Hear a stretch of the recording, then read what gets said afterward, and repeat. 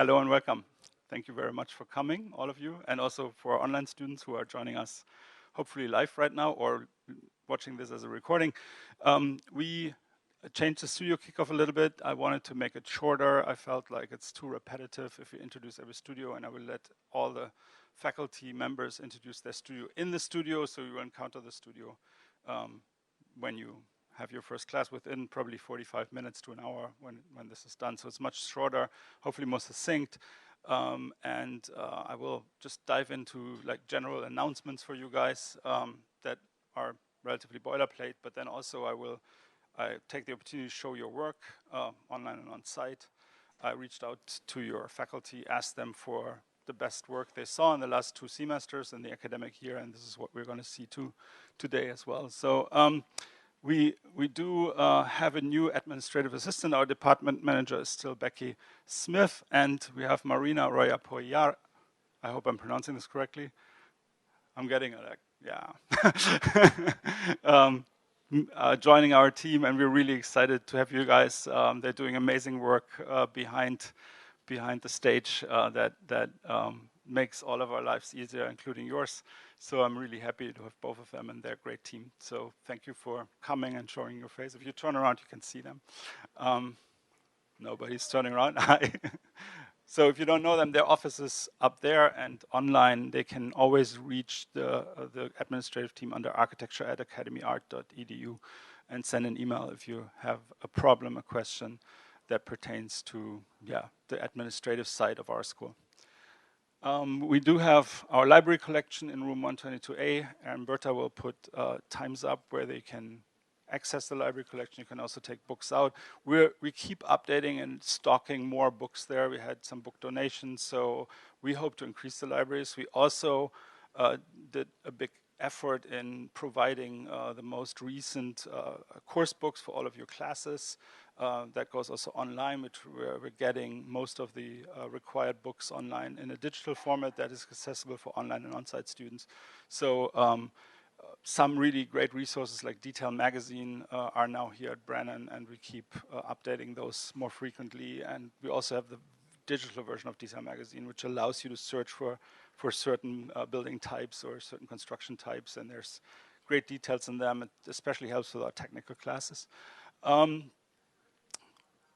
We want you guys to, and I keep saying this every semester, we want you guys to consider engaging in the AIA, even as a foreign student or a visiting student. Engaging into into a professional organization like this will totally help your career and the understanding of the profession you're about to enter. So I think it's really important, and we'd love to see grad students engage more in this. The undergrads have 5 years here in our program, or sometimes more than 5 years. The graduate students are here only 2 to 3.5 years usually. So it's less time to engage, I know, and you have much more complex lives than the undergrads have. They have more time to do this, but I feel if you feel an urge to engage and collect already hours to your professional licensing, here's a vehicle to do that. And I can make a contact to the president of the student chapter here at the Academy. They're doing really great work. They're going to conferences for us. They're really engaging with the profession through the AAS. Your models from last semester, as always, can be picked up in one of the alcoves, and this photo is actually 3 years old now, but it looks similar like this. It usually says RTS when there's a sign on your model that says RTS, that means return to student. A lot of your models are still in the studios. We use them as examples at the beginning of the semester to introduce you to studio. At the same time, we return them to you, and also in some cases we haven't photographed your models, so we still need to do that. My course actually needs to do that. We need to photograph your models nicely. So the shop will have signage up for shop trainings for all on-site students. You need to attend a shop training or orientation in order to use the shop. This is our team still unchanged. Oh, this is wrong actually, so I'm going to, these dates are wrong. So I didn't get the dates in time, so please look out for the signs or go into the model shop. Actually, RH650, our first semester studio, and in parts RH609 will go to the shop as a class and get the orientation for all the students. So Yem and Alberto will set up a time to do that for you guys, so you're prepared and you're able to use the shop. We also have advanced equipment orientations. I need free hands now with the mic. So you can learn how to weld, you can do all kinds of stuff, work with hardwood if you're interested. And it's a great opportunity to do that sometime in your student career here. I actually regret that I never learned how to weld in my architecture studies, and I'm considering to learn that again because it's actually great skill to have. There's also technic workshops that are optional for you guys. I also want to introduce new faculty. We have 3 new members of the faculty. Julia Schütz, who will take over RH608 from Maria and myself. Ana Mayoral Moratila, who is teaching our history theory classes online. So you might encounter her if you take an online history theory class.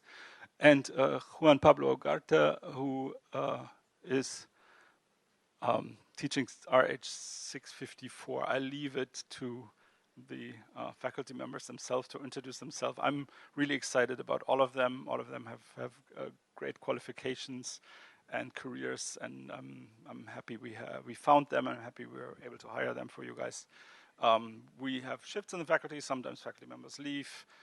Lately a lot because people are getting busy. There's a lot of work out there in the architecture, and some faculty members have to retract a bit from teaching, so they teach less. So we brought in some new people at a similar level.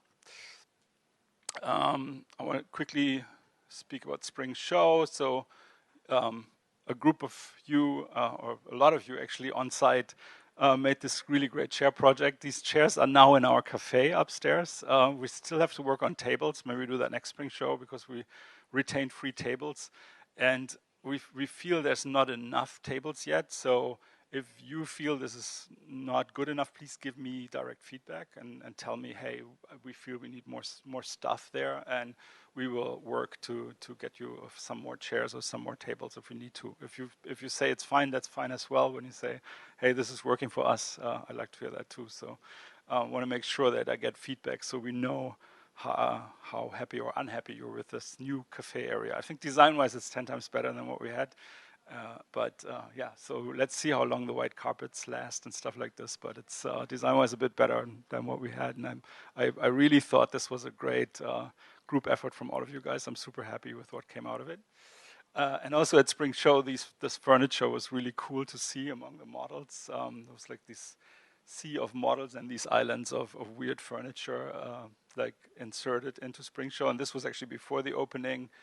I took some snaps on my iPhone only. And then while the opening was going on, people were actually utilizing this, moving furniture around. So I feel this was a great opportunity also to get people engaged from other departments, people that are actually not architects, to sit, relax, check out our work. And I think this was great. So we're probably going to reuse that furniture next year, maybe expand a bit on the idea. We had also some presentations at Spring Show with the guest architects we flew in. Unfortunately, we can't. I would love to have all studio presentations on that day. Unfortunately, that's not possible because we're sharing the space, and there were two more students that presented. Yeah, we're sharing the space with the BArch, or the undergrad department, and they have presentations as well. So it's unfortunately within the 8-9 hours Spring Show is open on the opening day. There's only a few people we can actually pull in and say, hey, are you ready to present? Are you able to present? So, and also, is your project up to the level that we want to see at Spring Show? Is your project even in Spring Show? Yeah, I hope again we can expand this. I think it was great to have presentations on Spring Show. Quickly, I want to show the curriculum matrix. If you have questions about this matrix, I would go and either talk to David Gill or myself or Yem to explain the matrix more. Go through the matrix with you, depending on what program you're in. So this is the MA, this is the MArch. What you might notice is we changed the coloring system. That's all we changed. We also started to build a sustainability class that should be on the reg probably next spring. We updated some of the online classes. We updated part of 608. We updated 606. So a lot of these updates is an effort for NAB, for our NAB visit. That is our accreditation visit coming in 2021 in spring. This is the color change is part of this because we wanted to have a nice color palette that we can use in binders and stuff for the NAB team that comes to visit. That brings us to the accreditation. So NAB rolled out new conditions and procedures. I just want to loop you guys in so you know this. We started adapting to these new rules because we like them a lot. There's a very different emphasis. It changes on NAB process. The focus will be much more on curriculum and less on the student work. Because in the past, we would have had to show all your work through all the classes, pretty much, with all the requirements NAB had. Now, the NAB will look only at a few student performance criteria and leaves us much more free rein to work with you what we think is important, but we need to show what we're working on. But we not necessarily need to show what you produce out of that class material, if that makes sense to you. So your performance is still important. We will have a scrutiny on specific course assignments. So when a faculty member insists on, hey, you need to put that in there, please do, and also please make sure it shows up in the archive, and our faculty will know what to look for. And if you see something NAB relevant in brackets behind something, that's super important because that ensures we stay accredited, and that benefits us all because it benefits you to have an accredited degree, it benefits the school if we have an easy accreditation process, and also you because you're at a school that doesn't get into the spotlight for not meeting the accreditation standards. That would be terrible. And I think we do easily, but it's actually an administrative process we have to follow and make sure everything is there so we can prove to somebody from the outside that we're doing what we're doing. So the archive is important and some course assignments are important. So the increased view will be on all the upper studios and also thesis and thesis prep. We will also change some of, or tweak, not really change, tweak some of the requirements for thesis so we incorporate things NABS wants to see in their new procedures and conditions. This might sound relatively abstract to you guys, but I wanted you to know and understand part of this important process. A few dates and events. Fall start, Graduate Studio Kickoff. We have 2 town hall meetings. That's on the 10th for on-site. It's 11 a.m. For online, it's 5 p.m. The on-site is usually a little bit longer because of the format. I actually don't know which day of the week that is, and I think that's probably important for you to know because it's either on a studio day, and we alternate between B-Arc and M-Arc studio days. So this looks like it's a, hold on, no, October 10 is a Thursday, so it's during studio time, and it's 1 hour before studio starts, so the meeting should be 1 hour. Sometimes it goes a little bit over, but please attend it, please come, because it's your chance to directly speak to the university and say, hey, this is not working for us. Like, it might be the vending machine, it might be a bus that doesn't run, it might be some blinds in a window, it might be all kinds of things, or the restroom facilities, or whatever you feel you want to bring up to the university, saying, okay, this is not good, we need to have that changed. When you come there, you get the chance to do that. You can also talk to your 2 student representatives, which is Micah and Kay. Thank you for still doing this. I hope we can meet and engage now that we know each other through last year's studio. And if you have any issues, please go to your student representatives, and you guys let me know when there's something coming up. I want to know what worries you and what works and doesn't work for you. We do have an ethics and leadership panel. Thanksgiving break, the buildings are closed November 28th to 30th. The final studio reviews are again in week 13, or is it 12? I don't know. The date is December 5th and 6th, which is Thursday and Friday. We will have another exhibition with all your work and then studio reviews, public reviews. And then it gives us, again, 2.5 weeks for you guys to finish the archives, to update certain things in your presentation, to finalize the model a bit, or to incorporate feedback you received during the final reviews. or help the thesis students because they work until week 15 if you want to do that. And I know every time thesis ends, I see former thesis students come in and help actually the thesis students because they got help from them when they graduated. It's a great way to help each other, to build a community, and also learn sometimes, you know. Sometimes you're like helping a thesis student, you're like, oh, this is how you build this kind of model, or this is how you do this kind of drawing. So it's always, I think it's an enriching experience, and I think it's also tradition in architecture schools around the world to actually let students work and compete with each other, but also help each other. So it's friendly competition. Classes end December 21st, which is a Saturday, so we're probably going to end December 20th. So the building will be closed on December 22nd and for the holiday season. Social media, we're extending, always trying to extend our social media presence. This is also an old screenshot, so this looks different now. This is from fall 2017, a while ago. So we're trying to expand our Facebook profile. We are posting much more lately.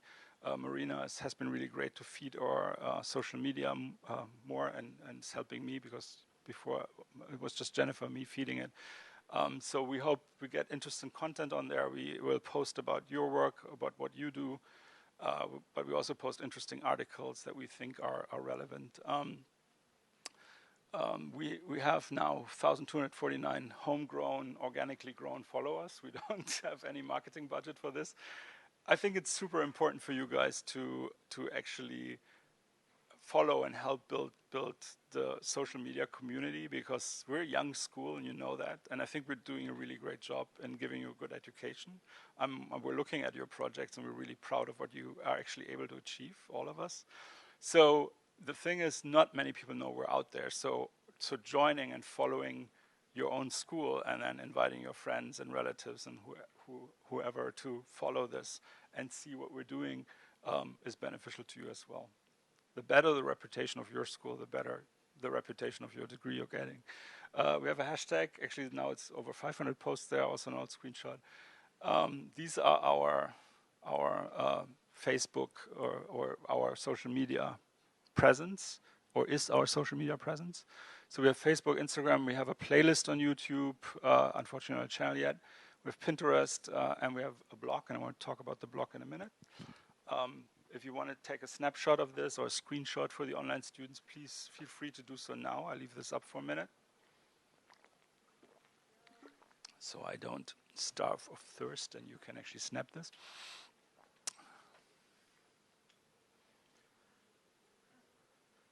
And then we just launched a week ago, we launched a new blog, and I'm super excited about this because we worked on this for 2.5 years, and finally we were able to finish it. The old blog was, I don't want to use the word disgraceful because that's not a good word, but the design was less than optimal, let's say that. And I think the new design is much, much easier, but this is also changing in regards to its content.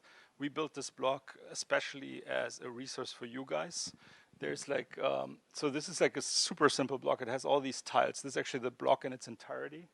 So these are filters for these tiles. So it's there's stuff like scholarships, there's stuff like competitions, career jobs is on there. So we have resources on there that sometimes link to videos that are behind the LMS firewall where you get like an instructional video how to set up a drawing. Or so we have a bunch of stuff in there that, or like resources also has buildings in San Francisco you could visit, for example.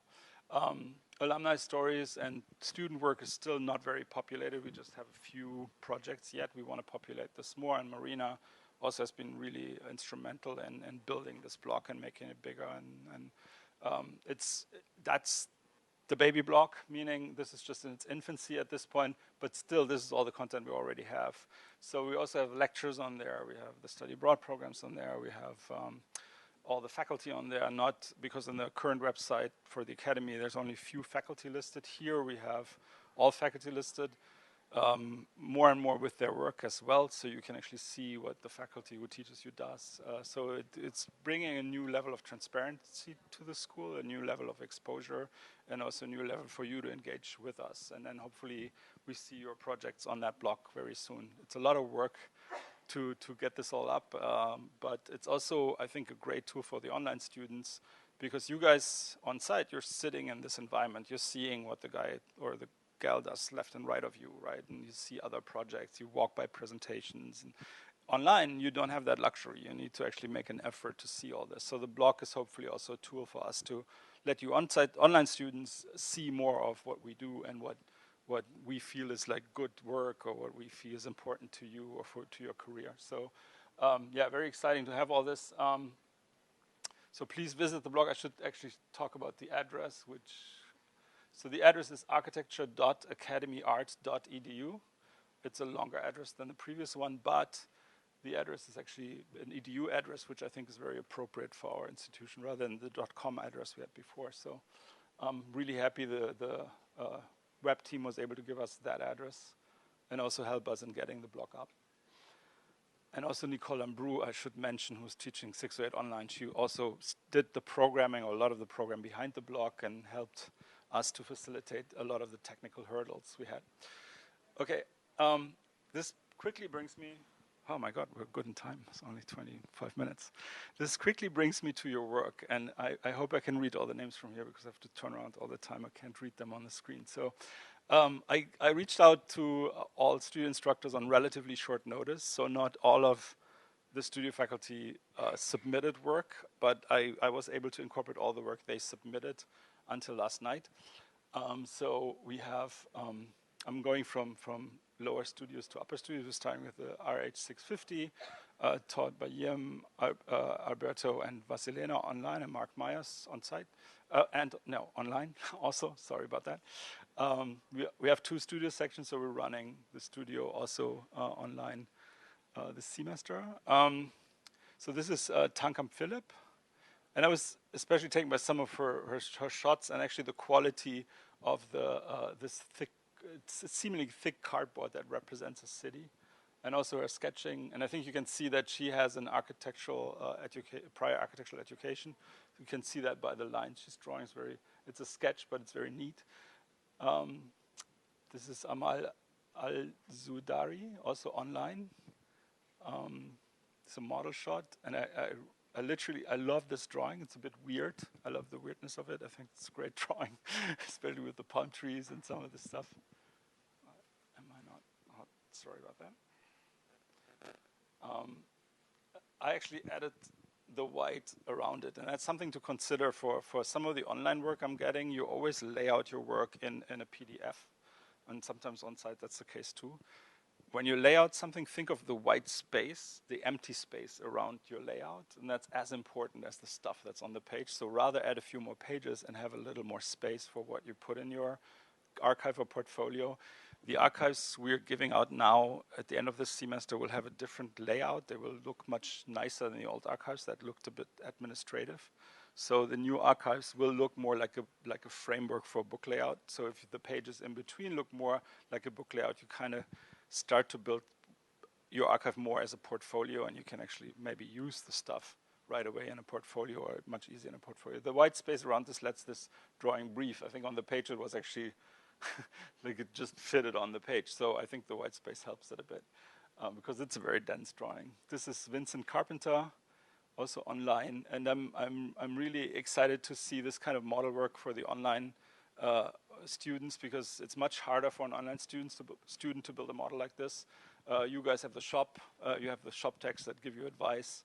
Online, that's much more of an uphill battle. You might have a space in the garage or on a kitchen table, and you you might be in a small city, you don't have a model shop at your disposal where you can check out materialities and stuff like we can here in San Francisco. So I'm really appreciative that a student in the first studio builds a model like this. And it's also the architectural quality of these spaces inside this is quite nice, the overlap of spaces. So, and the scale figures help the whole thing too, to give you a relation. RH653, Eric Rieder and Peter Strepniok. So these analytical drawings Peter and Eric are promoting in the studio lead to these architectural interventions, and correct me when I'm wrong. Is this you? Oh, cool. I had no idea either. So now I can link the person to the work. That's good. And again, I asked everybody on short notice. So if your work is not in here, don't worry, it might be in here next semester. It's like not everybody submitted in time, and I actually worked really late last night to put the last images in because some of the stuff came very late. Yeah, and I really like actually this nice exploration and this nice development. And we do this a lot in our school because we really believe in process, and I think process is so valuable because in a process where you build up on step by step, you can reach a certain complexity and quality that you can't if you just try to throw out a design like this. So I think this way of working, of step by step working and illustrating that is really important. Yeah, I also pulled the PDF apart that got sent to me. So this was with the other drawings on one page. Again, like think about the white space when you do a layout. You know, just taking these out and putting them on a page alone make them shine much more than all the information on one page. So, but that's all I did. I didn't touch anything else. Yeah. So also here's some white space around it. The diagram really focused. Unfortunately, we have this gap in the middle. Yeah, and the plants are very diagrammatic, but I really like the quality of them. I think it's quite nice. And that was the last one. Yeah, this is Jennifer Hernandez. And this is exactly what we want. Like in the first semester, we want you guys to master the model, master an axonometric. In this semester, we want you to go into perspective a little more. And these are early perspectives, second semester of your studies here, but I think they're quite nice in capturing some of the spatialities and also some of the atmosphere, like with the overexposure here of the roofs, like kind of a sunny day or whatever. And yeah, and there's a thing that happens in architectural design a lot, like an aggregation of similar parts. There's an aggregate quality in a design like this when you start repeating certain forms or certain roof shapes. And I think this is quite nice, actually, how this, I can totally see a building on a pier like this that has this kind of its own skyline and becomes recognizable.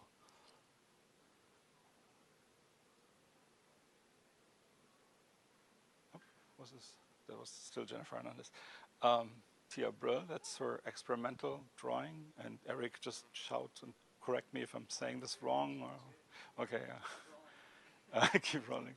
Yeah, again, I really like these axonometrics. It's, I think, quite successful to teach that kind of method, and we're doing that in pretty much every studio, because if you get exposed to as many design methods and design processes as you can, you will actually become a good designer, I'm very sure, because designing is 1% talent and 99% sweat and process. So I think when you start going to that process, you will be a strong designer. Yuka Yan, also very interesting experimental drawing, like capturing probably sound and. Oh yeah, that. I'm just wondering about this. This looks like kind of sound waves or something to me. Yeah, and then the building has a certain speed or a certain dynamic. Is probably the word I'm looking for. And I really like these perspectives. They're very abstract, but I think they really capture the space well. And there's an interesting quality to them. Also, against the sun exposure, with the building actually being in the shadows, is quite successful. This is online, Jose Ramon's online 653 section. And that's probably as good as it gets for a floor plan in the second semester. I'm really excited about this. Has a pretty high quality. Looks like a very professionally drawn plan, and shows the spaces very well, and even has a bit of atmosphere, even though it's just a almost black and white drawing. And that's another thing we're trying to stress with you guys, that the line drawing itself needs to have an atmosphere, needs to have a certain quality. Like anything else, any shading, any Photoshop tricks you put in is just added sugar coating. If you're not able to produce a good black and white simple drawing, the sugar coating will look fake. So I'm really excited seeing drawings like this in the second semester. Elevations. And again, model. And I don't know how this looks laser cut, even though it's an online student. So there's a lot of stuff in the online realm available. There's Shapeways where you can 3D print stuff. There's laser cutting services you can pretty much now get worldwide. So please don't shy away from these design steps. I think you can build everything in a model, and a lot of prefabrication is happening. This is probably my favorite diagram out of this class. I think this is really great. The choice of color, the choice of texture, and yeah, it's just a diagram, but diagrams are sometimes harder to do than any elaborated plan, to condense like a message into just a few lines. And the renderings look very model-like, so it's less realistic, but not similarly effective than things that are more realistic or something. So that was Nadine Alvarez Gomez. Next student is Brett Curtin. And again, I'm super happy to see more models online, and it's great that you're putting in this effort. I mean, when I design myself, I would build a model to finally verify the spaces I designed, because the model can't lie. It's just, you look at it, it's what it is, right? So while the computer drawing, actually you can sugarcoat many things in a computer drawing. Also very nice elevation here. That's still Brett Curtin, yeah.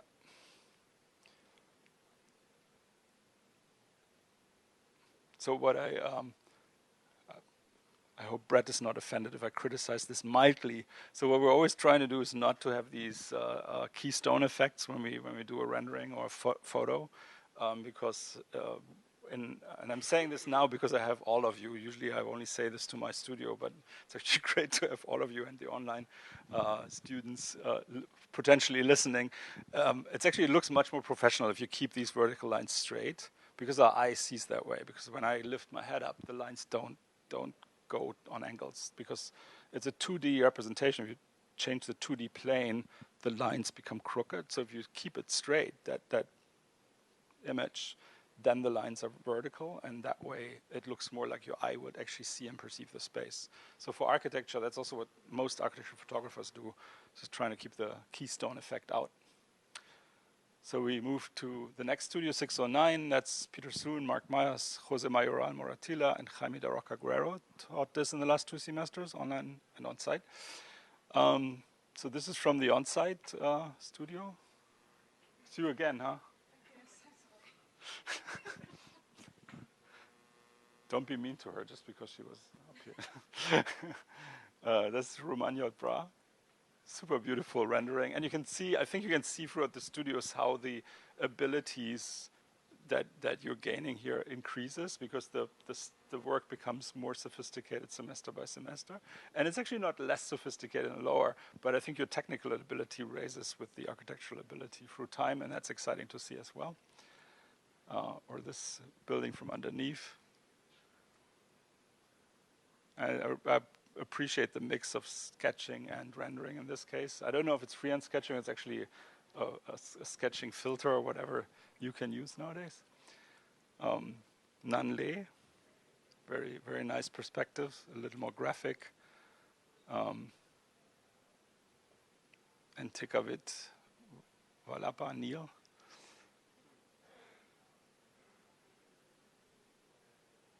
This is online now. This is Jaime da Roca Guerrero, or is the teacher, but the student is Christian Fisch, or Christian Fisch.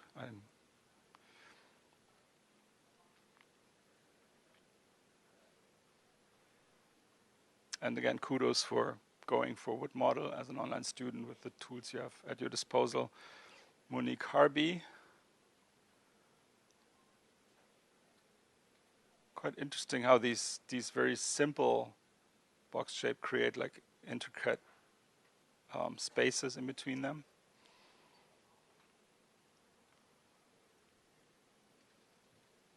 And this is a diagram from Nadine Alvarez Gomez, which I really liked. That's Mackenzie Hugton, also 609 online. And again, we're working in process not only on-site, we're doing the same thing online. And through the new NAB process, we actually want to align the online and the on-site classes even more. We're trying to do this in the last years to align them. Sometimes it was challenging, sometimes it was easy. But online on-site will be much more close. So you will get a lot of the material that we have online that you currently only get through personal interaction. So you might get more material for you to learn. And online, students get lectures that are given here and interactions and maybe tutorial videos you can record while we in class sessions. So that's an initiative I want to push for the next 1.5 years until NAP comes. So when they come, that they will actually look at online and on-site in the same way. And I think the work shows we get really good work online as well. It's not only on-site, even though there are challenges for the students, like no wood shop at your disposal or a different kind of time management skill you need to develop as an online student than on-site. I really like this design. It's quite beautiful.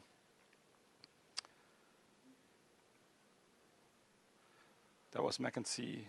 I said the name, yeah. And Lea Finklang, another additive design. And again, that's kind of fashionable right now, but it's also actually a tried method to create design value.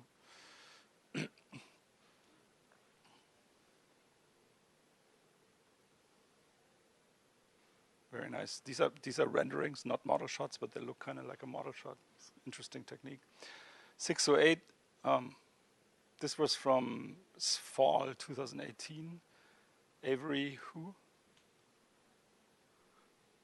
I'm going to go really quick, but I put a little more images in because I had more images at my disposal, but I'm going to go quick. So this was in front of the Legion of Honor, and the building is kind of in dialogue with the Legion of Honor here. And we also push perspective representation at the end of 608, and these are quite nice.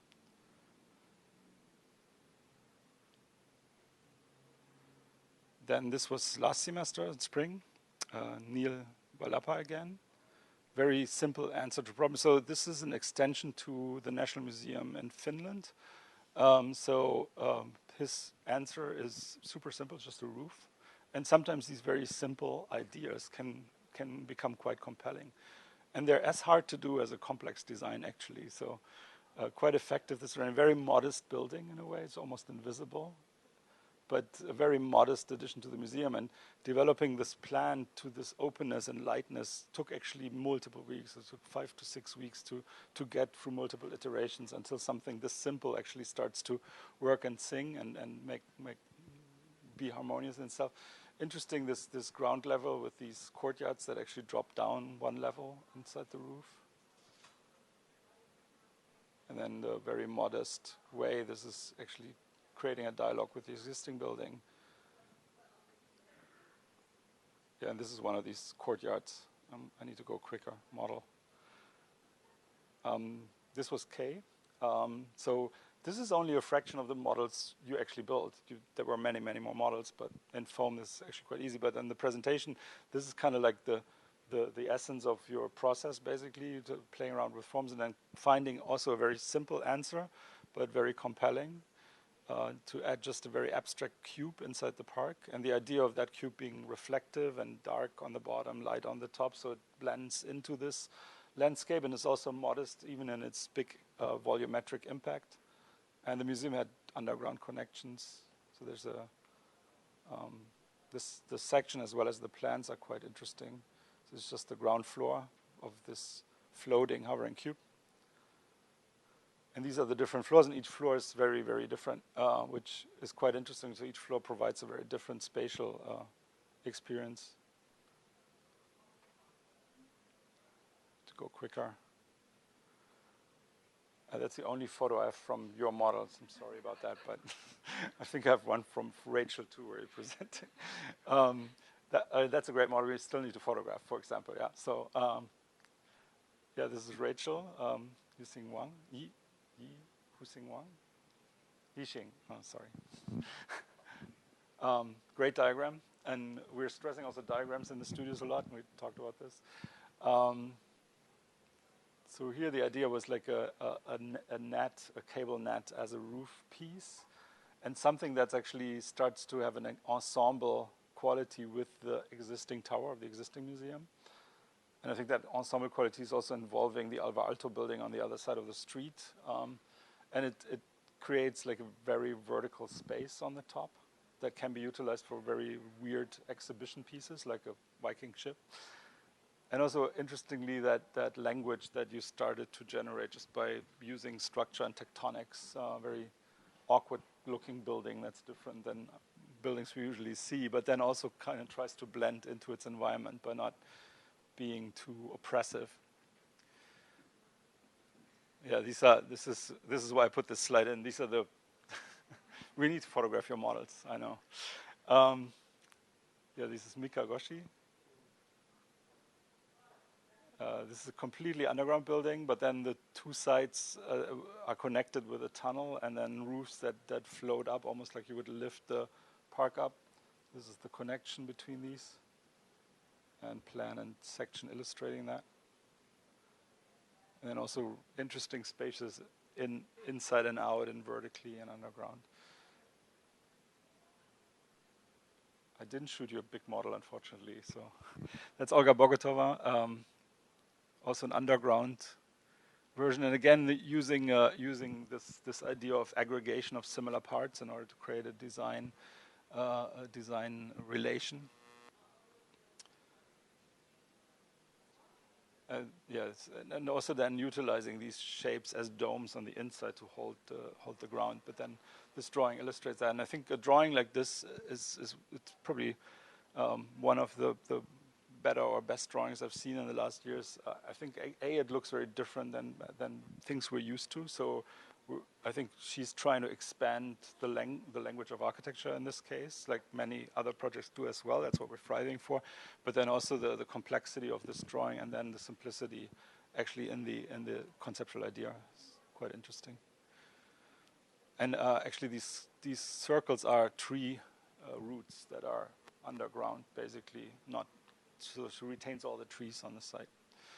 Okay, so 619, David Gill and Ethan Wood taught this last fall, and then in the spring, and Eric Lam taught it online in the fall, and David Gill taught it online in the spring of 2019, and now with Eric Rieder on site again. So Eric Rieder should be part of this, but we're looking back. So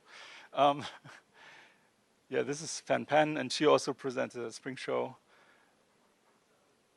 Really, really nice project. There's a model up there. I unfortunately don't have a model shot of this. There's a model up there in the gallery. You can take a look at it. Also interesting how she creates this a kind of trendy shape of the hipped roof, but then makes it her own by creating an oversized shape, basically, and creating an interesting space with it for a sports facility and swimming pool. And I think also the engagement with the ground, the way this comes up and the way this goes down is quite interesting, how that building is rooted into its landscape. This is Xiaomeng Wu. Very beautiful drawing. I love this drawing. It's great. And also this rendering is quite amazing. I mean, unfortunately, we will put a new projector on the next budget. So this was the best projector we could get for as little money as possible 5 years ago. So now we actually put something better on the budget. Because I think this also really speaks to the idea of this construction, very simple construction that starts to create an atmosphere for the building. Dan Chan, who's now in thesis. Most of these students are in thesis now, right? So they're not here today. So very, very beautiful rendering. The atmosphere she captures there. Paula Nicoli. And in 619, the structure and the detailing and the larger scale decisions and material decisions become more important. So we will see more importance in the details and an understanding. And this is Kevin Brady, an online student from last semester, and the understanding of these tectonic elements that we encounter in any architectural design. I feel, because we're doing this throughout the whole program, I feel you guys are really prepared. I feel when I'm sitting on reviews and I hear you talk, I feel you're really getting what architecture is about. I'm insanely proud about that, because not every school has these kind of great discussions, and I think we reached a level that can rival any other school at this point. And I think this idea of architecture being actually is a profession that constructs buildings, and that's our philosophy. I think that's really great. So we hear this from our alumni that are going into offices and then are able to move up in the office hierarchy really quick because they can be utilized by the office. They have a knowledge and understanding of what's at stake. And again, really nice model shots actually online. You guys are also raising the bar, which I'm really proud of.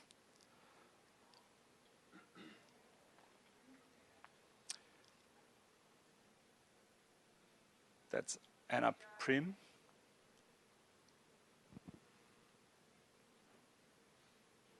Also feel like there's a lot of things you understand when you go into the nitty-gritty of an actual tectonic and or material design, that you can create a space through material and light rather than through form or something. And even a simple space like this can be super compelling if you use the right material, the right dimensions. And it's really great to see that. And then the form is interesting too. What do you know? Yeah, another great example of how architecture comes to life. I think the atmosphere in this rendering is quite terrific. Rachel Koenig.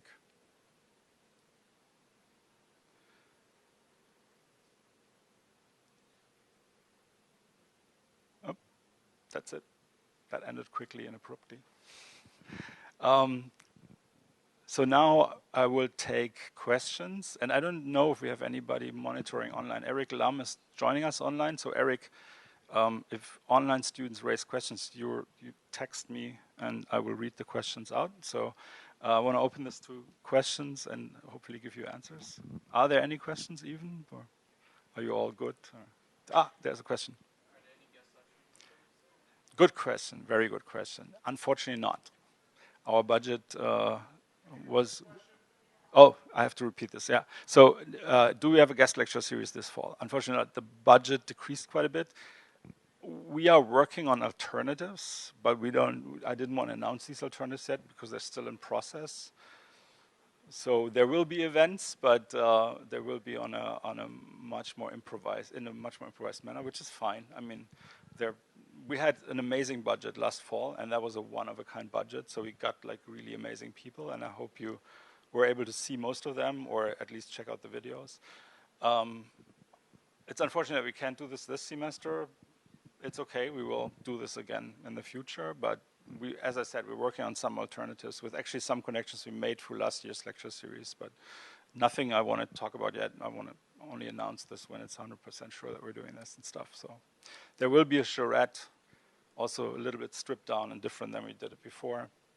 This happens. I think one reason is also the enrollment decline. I mean, you're a small group, which is great. We can work much closer with you guys and even get better work out of you because we have more time to spend with you.